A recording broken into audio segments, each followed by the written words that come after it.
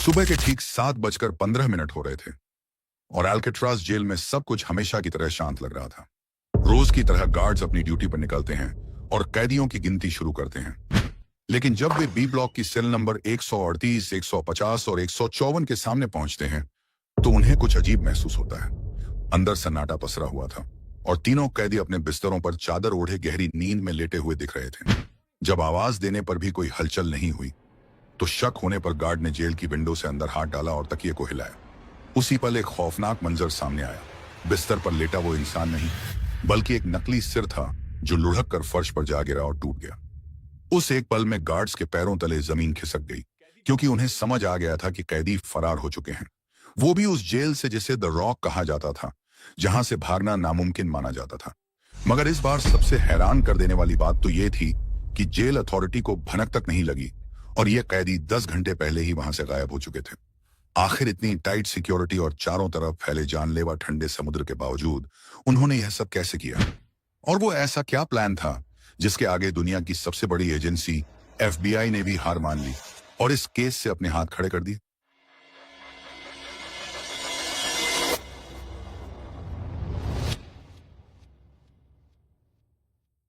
San Francisco के किनारे से करीब 2 किलोमीटर दूर समुद्र के बीचों बीच बना ये आइलैंड सिर्फ एक जेल नहीं बल्कि एक फोर्ट जैसा था। 1934 में जब गवर्नमेंट ने इसे बनाया तो उनका मकसद साफ था, क्रिमिनल्स को एक ऐसी जगह रखना जहां से भागना नामुमकिन हो। यहाँ की सिक्योरिटी इतनी टाइट थी कि भागने के बारे में सोचना भी बेकार था। जेल के चारों तरफ ऊंची दीवारें और नुकीले कांटेदार तार लगे थे। हर कोने पर बड़े बड़े वॉच टावर्स थे जहां हथियारबंद गार्ड्स 24 घंटे नजर रखते थे। उन्हें साफ ऑर्डर मिला था, अगर कोई भागने की कोशिश करे तो बिना पूछे सीधे गोली मार दो।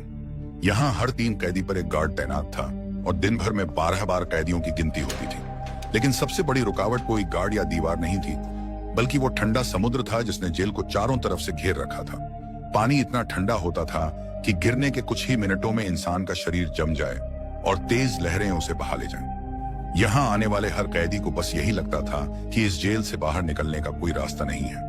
लेकिन कहते हैं ना, हर मजबूत दीवार में कहीं ना कहीं एक दरार जरूर होती है और अल्काट्राज में वो दरार ढूंढने का काम किया इन 4 खास कैदियों ने। इस पूरे प्लान का मास्टरमाइंड था फ्रैंक मॉरिस।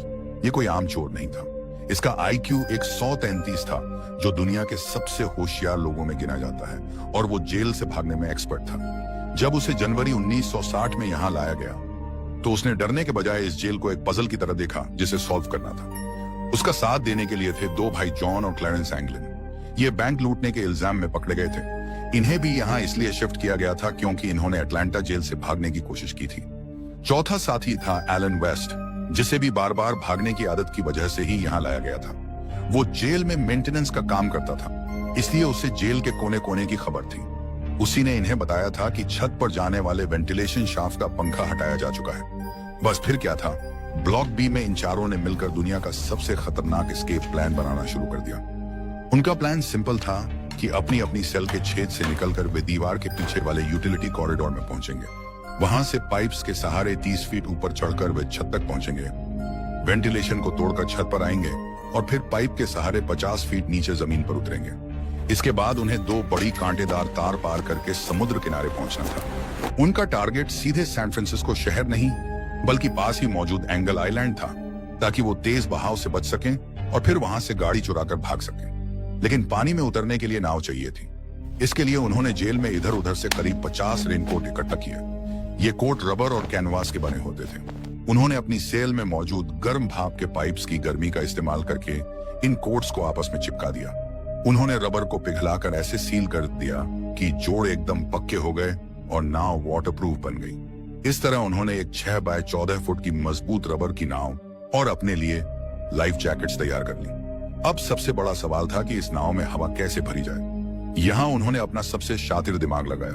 उन्होंने एक छोटे से म्यूजिकल इंस्ट्रूमेंट का इस्तेमाल किया जो दिखने में एक छोटे हारमोनियम जैसा था। इस इंस्ट्रूमेंट के बीच में वो फोल्डिंग वाला हिस्सा होता है जिसे दबाने पर हवा निकलती है।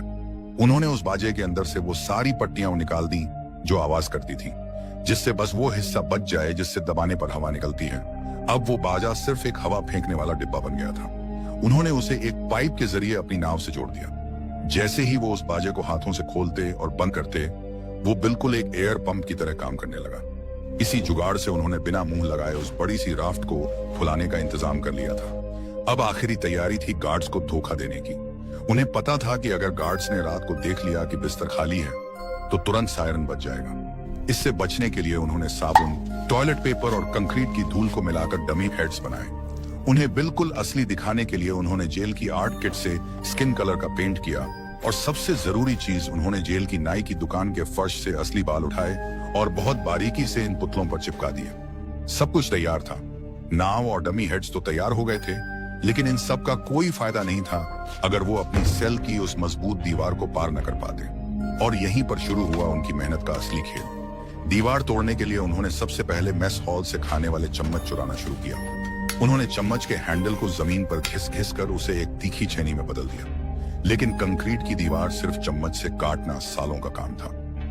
उन्होंने अपना असली दिमाग लगाया। उन्होंने जेल के मेंटेनेंस रूम से नजर बचाकर एक वैक्यूम क्लीनर की मोटर चुराई। उस मोटर को उन्होंने एक मेटल के कवर में फिट किया और उसके आगे एक ड्रिल बिट लगाकर एक काम चलाऊ लेकिन पावरफुल इलेक्ट्रिक ड्रिल मशीन बना ली। अब दिक्कत यह थी कि कंक्रीट ड्रिल करने पर बहुत तेज आवाज होती थी जिससे वो पकड़े जा सकते थे। इसके लिए फ्रैंक मॉरिस ने एक गजब का तरीका निकाला। जेल में रोज शाम को एक म्यूजिक आवर होता था जब कैदी अपने इंस्ट्रूमेंट्स बजा सकते थे।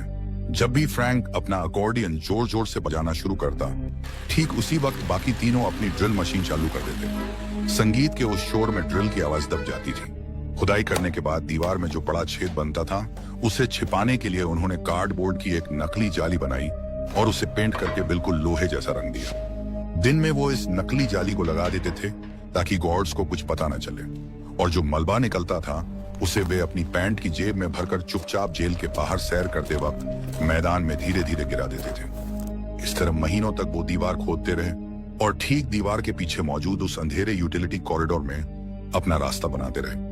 और हैरानी की बात यह है कि जेल के गार्ड्स को इसकी भनक तक नहीं लगी। आखिरकार वो रात आ ही गई जिसका उन्हें बेसब्री से इंतजार था।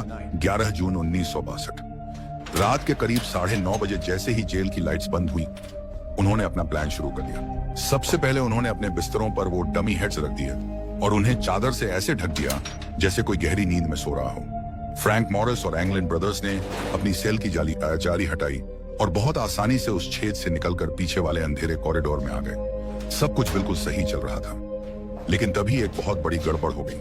उनका चौथा साथी एलन वेस्ट अपनी सेल से बाहर नहीं आ पाया। उसने अपनी जाली के आसपास का सीमेंट ठीक से साफ नहीं किया था और वो बुरी तरह अटक गया। फ्रैंक और एंगलिन भाइयों ने उसे बाहर खींचने की कोशिश की, लेकिन वो जाली हिल भी नहीं रही थी। वक्त बहुत तेजी से निकल रहा था और खतरा बढ़ता जा रहा था। मजबूरी में भारी मन से उन्हें एलन वेस्ट को वहीं पीछे छोड़ना पड़ा। अब वो 4 नहीं, सिर्फ 3 थे। वे तीनों पाइप के सहारे 30 फीट ऊपर चढ़े और वेंटिलेशन शाफ्ट को खोलकर चुपचाप छत पर पहुंच गए। वहां से वे रस्सियों और पाइप के सहारे 50 फीट नीचे उतरे, जेल की ऊंची कांटेदार दीवारों को पार किया और समुद्र के किनारे पहुंच गए। वहां उन्होंने अपनी रबर की नाव में हवा भरी और उस ठंडे, अंधेरे और जानलेवा समुद्र में उतर गए। उधर एलन वेस्ट ने काफी देर बाद जैसे तैसे जोर लगाकर जाली तोड़ी और बाहर निकला, लेकिन तब तक बहुत देर हो चुकी थी। उसके साथ ही जा चुके थे। उसके पास तैरने के लिए न तो नाव थी और न ही लाइफ जैकेट। उसे समझ आ गया कि अब जाने का मतलब है मौत। इसलिए वो निराश होकर वापस अपनी सेल में गया और सो गया। और दोस्तों, शायद यही वजह है कि आज हमें उनकी इस पूरी प्लानिंग की एक एक डिटेल पता है, क्योंकि बाद में एलन वेस्ट ने ही पुलिस को यह सारी कहानी बताई थी। अगली सुबह जब गार्ड्स ने उन बिस्तरों से चादर हटाई तो पूरी जेल में हड़कंप मच गया। उन नकली सिरों को देखकर अल्काट्राज के अधिकारियों के होश उड़ चुके थे। उसी वक्त सायरन बज उठे और शुरू हुआ इतिहास का सबसे बड़ा ऑपरेशन। आसमान में हेलीकॉप्टर मंडरा रहे थे। समंदर में कोस्ट गार्ड की नावें पूरे समुद्र को छानने में लग गए और सैकड़ों सैनिक चप्पा चप्पा छान रहे थे। सबको यही लग रहा था कि वे ज्यादा दूर नहीं गए होंगे, या तो वे पकड़े जाएंगे या उनकी लाशें समुद्र किनारे मिलेंगी। लेकिन दिन बीते, फिर हफ्ते बीते और हाथ क्या लगा, पानी में तैरता हुआ एक लकड़ी का पैडल और एक प्लास्टिक बैग जिसमें घर वालों की कुछ पुरानी तस्वीरें और चिट्ठियां बची थी, बस और कुछ नहीं। न कोई लाश, न कोई निशान। आखिर में हार मानकर एफबीआई ने अपनी फाइल में लिख दिया कि बर्फीले पानी और तेज लहरों ने उनका काम तमाम कर दिया होगा। 1979 में सबूत न मिलने पर यह केस हमेशा के लिए बंद कर दिया गया। किन दोस्तों, कहानी यहाँ खत्म नहीं होती। कहानी तो असल में यहाँ से शुरू होती है, क्योंकि सालों बाद कुछ ऐसी चीजें सामने आई जिन्होंने दुनिया को चौंका दिया। एंगलिन भाइयों की मां के घर हर साल उनके जन्मदिन पर फूलों का एक गुलदस्ता आता था जिस पर भेजने वाले का कोई नाम नहीं होता था। और सबसे बड़ा धमाका हुआ साल 2013 में जब सैन फ्रांसिस्को पुलिस को एक चिट्ठी मिली। उस चिट्ठी के शब्द रोंगटे खड़े करने वाले थे। उसमें लिखा था, मेरा नाम जॉन एंगलिन है, मैं जून 1962 में अल्काट्राज से भागा था। हाँ, हम तीनों उस रात बच निकले थे। मेरे दोनों साथी अब मर चुके हैं, लेकिन मैं आज भी जिंदा हूँ। उस चिट्ठी में एक सौदा भी था, अगर उसे सिर्फ 1 साल की जेल और इलाज का वादा मिले तो वो दुनिया के सामने आने को तैयार है। FBI ने तुरंत उस चिट्ठी की हैंडराइटिंग की जांच की, लेकिन नतीजा कुछ साफ नहीं निकला। वो चिट्ठी सच थी या झूठ, ये आज भी एक पहेली है। सवाल आज भी वही खड़ा है, वो तीनों उस रात समुद्र की गहराइयों में समा गए थे, या फिर उन्होंने सच में द रॉक को हरा दिया था और अपनी पूरी जिंदगी हमारी और आपकी नजरों से छिपकर बिताई। आपकी इस कहानी को लेकर क्या राय है, नीचे कमेंट्स में जरूर बताइएगा। अगर आपको रहस्यों और सर्वाइवल की ये कहानियां पसंद आ रही हैं, हमारे इस सफर का हिस्सा बनने के लिए चैनल को अभी सब्सक्राइब कर लीजिए और बेल आइकन दबा दीजिए। साथ ही अगला वीडियो आप किस टॉपिक या किस कहानी पर देखना चाहते हैं वो भी कमेंट करके बताइए। जल्द ही मिलते हैं एक और नए रहस्य के साथ, तब तक के लिए शुक्रिया।